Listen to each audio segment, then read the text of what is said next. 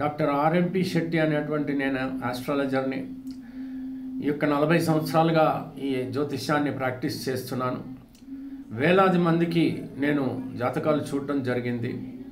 నా పరిహారాల వల్ల వాళ్ళ యొక్క జీవితాలు కూడా అద్భుతమైనటువంటి రీతిలో సరిదిద్దబడ్డాయి. ఆ కారణంగానే మీకు అందరికీ నేను చెప్పేది ఏంటంటే, మొట్టమొదట నా వీడియోలన్నీ చూడండి, నాకున్నటువంటి పరిజ్ఞానాన్ని అర్థం చేసుకోండి. నాలో ఉన్నటువంటి నిజాయితీని, ధర్మబుద్ధిని కూడా మీరు ఎప్పుడైతే గ్రహిస్తారో, మీరు నా ముందుకు వచ్చి మీ జాతకాలని చూపించుకుని మీరు బాగుపడేటువంటి అవకాశాలు ఉంటాయి. నా గురించి ఎంక్వైరీ చేయకుండా మాత్రం, నా గురించి అర్థం చేసుకోకుండా మాత్రం దయచేసి నన్ను కాంటాక్ట్ చేయవద్దు. నేనంటే ఏమిటో తెలిసిన తర్వాత మాత్రమే కాంటాక్ట్ చేయండి. ఆ తర్వాత నా ముందుకి వచ్చి కూర్చోగలిగితేనే నేను మీకు జాతకం చెప్పేటువంటి పరిస్థితులు ఏర్పడతాయి.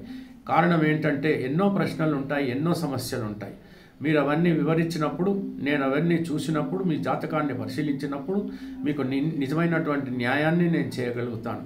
దానికి కావలసినటువంటి పరిహారాలు ఏమిటి, ఏం చేస్తే బాగుంటుంది, ఎలా అయితే మీరు బయటపడతారో అనేటువంటి విషయం కూడా మీకు నాకు కూడా అర్థమవుతుంది. ఆ రకంగా మనం కలిసిమెలిసి బాగుపడేటువంటి పరిస్థితులు ఏర్పాటు చేసుకుందాం. ఇకపోతే ఈ మధ్యకాలంలో మనకి కొంచెం బాధాకరంగా ఉంది. ఏంటనంటే కన్ఫ్యూజన్గా ఉంది. అదేంటంటే, ఎంతోమంది లక్షలాది మంది మరి అమెరికాకు వెళ్ళి సాఫ్ట్వేర్ రంగంలో ఉద్యోగాలు చేసేటువంటి పరిస్థితి భారతీయులకు ఉంది. కానీ ట్రంప్ గారు ప్రెసిడెంట్గా గెలిచి స్వేరింగ్ ఇన్ సెరమనీ అంటే ఈ యొక్క ప్రమాణ స్వీకారం జరిగిన తర్వాత వెంటనే ఆయన ఏదైతే యాక్షన్ తీసుకున్నాడో దానివల్ల అనేకమైనటువంటి భారతీయ యువతీ యువకులు ఇండియాకి రిటర్న్ కావాల్సి వచ్చింది. అయితే వారి తల్లిదండ్రులు ఎంతో కష్టపడి అప్పులు చేసి, ఇళ్ళు అమ్ముకుని, తర్వాత లోన్స్ తీసుకుని ఈ యొక్క బిడ్డల కోసం ఎంఎస్కి అమెరికాకు పంపించినటువంటి పక్షంలో, సరే అక్కడ ఏదో ఉద్యోగాలు చేసి ఈ అప్పులన్నీ తీరుస్తారు, వాళ్ళ జీవితాలు బాగు చేసుకుంటారనేటువంటి ఒక నిజమైనటువంటి ఆలోచనతో వాళ్ళు పంపించడం అనేటువంటిది జరిగింది. కానీ ఈ రోజున ట్రంప్ చేసినటువంటి ఈ యొక్క వ్యవహారానికి ఈ బిడ్డలందరూ కూడా చాలా సమస్యలను ఎదుర్కొనేటువంటి పరిస్థితులు ఏర్పడ్డాయి తల్లిదండ్రులతో పాటు. అయితే దీనికి ప్రధాన కారణమైనటువంటిది మెయిన్గా కనుక బాగా డీప్గా మనం ఆలోచిస్తే, ఈ భారతదేశంలో రాజకీయ నాయకులే దీనికి కారణమని మనకు అర్థమవుతుంది. మన భారతదేశంలో ఎన్నో అవకాశాలు, ఎంతో జ్ఞానం ఉన్నప్పటికీ కూడా మనం ఎందుకు ముందుకు నడవలేకపోతున్నాం? ప్రజలు కష్టపడడానికి సిద్ధంగానే ఉన్నారు, కానీ రాజకీయ నాయకులు మాత్రం ప్రజల్ని ఎలక్షన్స్ టైంలో కరప్ట్ చేసి గెలిచి ఆ తర్వాత ఉన్నదంతా ఊడ్చేసి మింగేసి వాళ్ళు ధనికులు అవుతున్నారే, కానీ ప్రజలందరూ కూడా బీదరికమైనటువంటి పరిస్థితుల్లోకి దిగజారిపోయారు. ఇదంతా కూడా రాజకీయం అనుకోండి, కానీ జ్యోతిష్శాస్త్ర పరంగా చూసినప్పటికీ కూడా ఎంతో విషాదకరమైనటువంటి విషయం. ట్రంప్ తన దేశంలో ఉన్నటువంటి ఇంట్రెస్ట్ని తాను కాపాడుకోవటానికి ఆయన ఏదైనా చేయొచ్చు. మనం అక్కడికి వలసపోయి అక్కడ పనిచేసుకుంటున్నాము అని అంటే కారణం ఏమిటి, దానికి రూట్ కాజ్ ఏమిటి అనేటువంటి విషయం కనుక మనం ఆలోచిస్తే మన రాజకీయ నాయకులే ప్రధానమైనటువంటి కారణంగా మనం గమనించాలి. ఇదంతా సరిదిద్దాలి అంటే ప్రజలకు వీలు కానటువంటి పరిస్థితి. ఎవరి బాధల్లో వాళ్ళు ఉన్నారు, ఎవరి కష్టాల్లో వాళ్ళు ఉన్నారు. కరోనా వచ్చిన తర్వాత దారిద్ర్యం తాండవిస్తోంది. ఈ రోజున ఎవరి దగ్గర ఒక్క పైసా కూడా లేదు.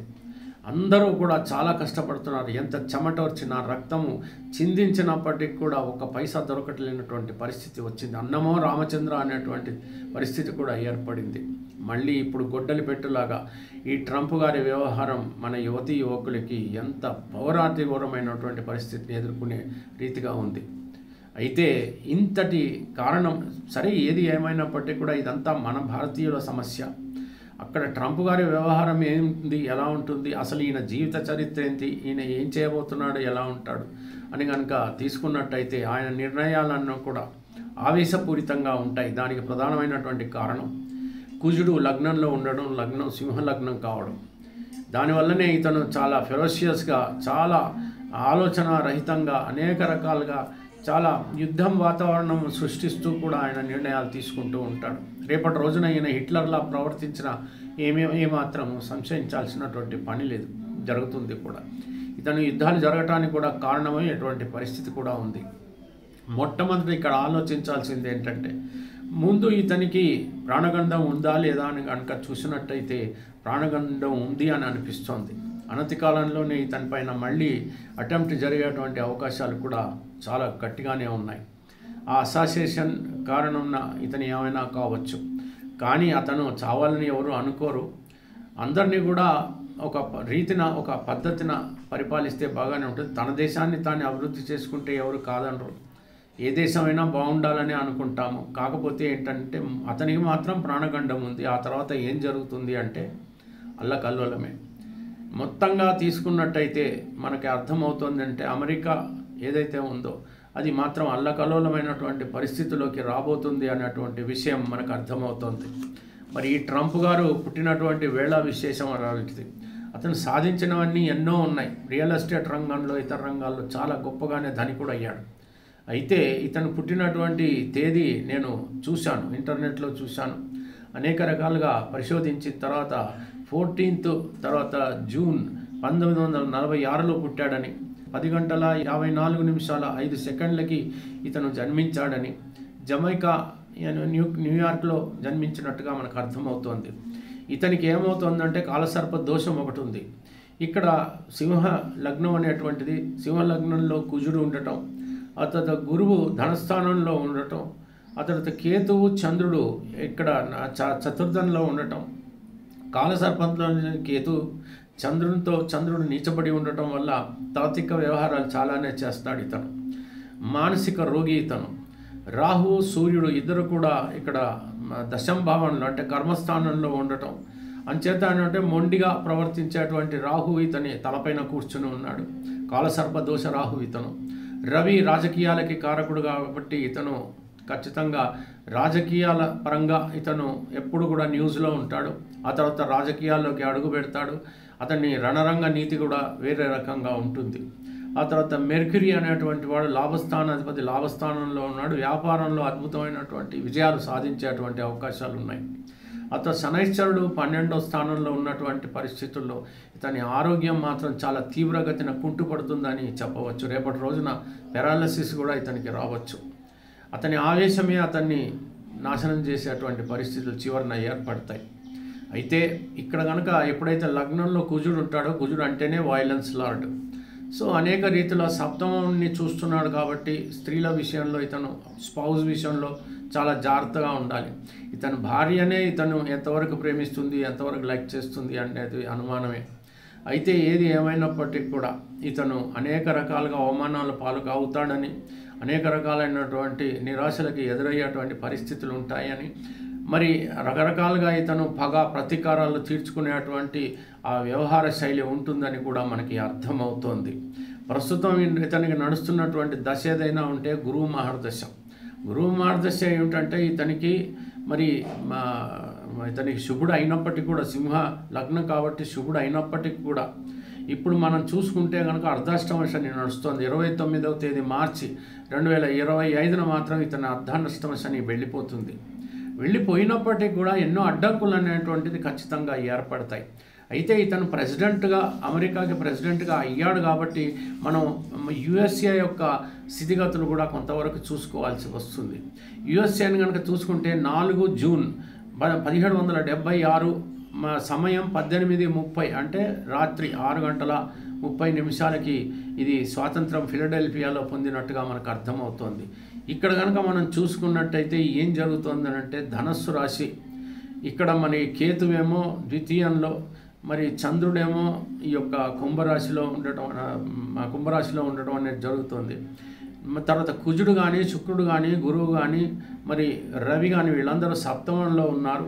అష్టమంలో మెర్క్యూరీ అంటే బుధుడు, రాహు ఇద్దరు కూడా ఉన్నారు. ఇక శనైశ్వరుడు దశమంలో ఉన్నాడు. ప్రజలకు ఏమైనా సేవ చేస్తేనే ఇతను నాయకుడుగా నిలబడతాడు. కాకపోతే ఇతను క్యాపిటలిస్ట్ వెనక పరిగెత్తితే మాత్రం అభాసపాలయ్యేటువంటి పరిస్థితులు గట్టిగానే ఉంటాయి. ప్రస్తుతం దేశానికి రాహుమార్దశ నడుస్తోంది. ఈ రాహుమార్దశలో మళ్ళీ ఇతనికి ఉన్నటువంటి ఈ యొక్క కాలసర్ప దోషం కనుక తీసుకున్నట్టయితే ఇతని వల్లనే అమెరికా దేశం అంతా కూడా అల్లకల్లమైనటువంటి పరిస్థితి ఏర్పడవచ్చు అని మనకి అర్థమవుతోంది. పైగా నోస్ట్రాడామస్ కానీ, వంగ బాబా గారు కానీ, అచ్యుతానంద దాస్ గారు కానీ, వీర బ్రహ్మేంద్ర స్వామి గారు ఆల్రెడీ మనకి చెప్పి ఉన్నారు. ప్రపంచం అంతటా కూడా చాలా భయంకరమైనటువంటి పరిస్థితులు 2025, 2026 సంవత్సరంలో ఉంటాయి, తస్మాత్ జాగ్రత్త పడండి అని ప్రజలారా అని చెప్పేటువంటి పరిస్థితులు ఉన్నాయి. అయితే ఇప్పుడు ప్రస్తుతం అమెరికానే మాత్రమే వార్తల్లో ఉంది కాబట్టి ఈ విషయంలోనే నేను చెప్పాల్సి వచ్చింది. ఘోరాతి ఘోరమైనటువంటి పరిస్థితులు అమెరికాలో ఏర్పడతాయి. ప్రతిఘటనలు చాలా భయంకరంగా ఉంటాయి. ఆ తర్వాత రేస్ డిస్క్రిమినేషన్తో చాలా భయంకరమైనటువంటి స్థితులు ఏర్పడతాయి. రేపటి రోజున అవాస్ పాలయ్యేటువంటి పరిస్థితుల్లో ఉండి ట్రంప్ గారు కూడా మరణావస్థను పొందేటువంటి పరిస్థితులు గట్టిగానే ఉన్నాయి. ఏది ఏమైనప్పటికీ కూడా భారతదేశంలోని నాయకులందరూ కూడా ఈ రోజున అట్లీస్ట్ రియలైజ్ అయ్యి రాబోయే తరానికి ఏం చేయాలి, ఎలా చేయాలి, ఎలా బాగుంటారు వీళ్ళు అనేటువంటిది కనుక ఆలోచించి దోపిడీ విధానాన్ని మర్చిపోయి ధర్మరీతిన కనుక నడిచినట్టయితే భారతదేశం రాబోయే కాలంలో సస్యశ్యామలవంతం అవుతుందనేటువంటి విషయాన్ని నేను విన్నవిస్తూ ముగిస్తున్నాను. సెలవు. ఉంటాను. నమస్కారం.